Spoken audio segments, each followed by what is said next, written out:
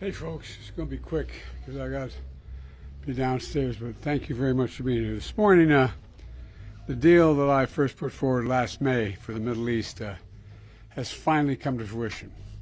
The ceasefire has gone into effect in Gaza, and today we're seeing hostages being released. 3 Israeli women held against their will in the dark tunnels for 470 days. 4 more women will be released in 7 days. 3 additional hostages every 7 days thereafter, including at least 2 American citizens in this first phase. We pray for them and their families, for they're going to be a long recovery ahead. By the 16th day of the deal, talks will begin in the second phase. This phase includes the release of Israeli soldiers and a permanent end of the war without Hamas in power or able to threaten Israel. Hundreds of trucks are entering Gaza as I speak.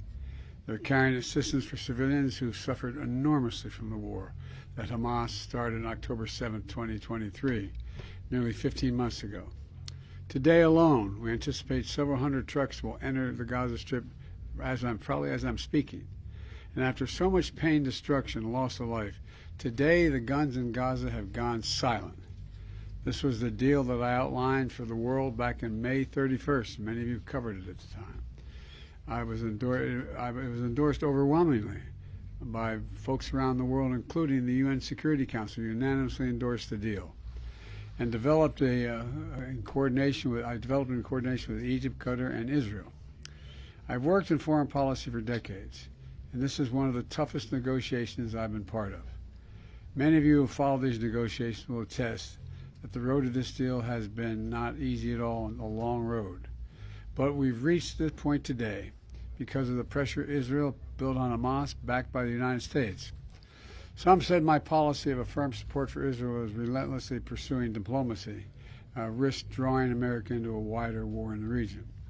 I listened to those voices, many of whom I respected a great deal, but I concluded abandoning the course I was on would not have led us to the ceasefire we're seeing today, but instead it would have risked a wider war in the region that so many feared.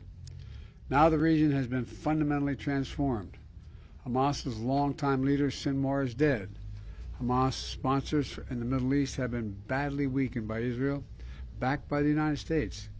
Hezbollah, one of Hamas's biggest backers, was significantly weakened on the battlefield, and its leadership was destroyed. Even as we worked for diplomatic solutions in Lebanon, we provided ongoing assistance and supported Israel's military campaign against Hezbollah.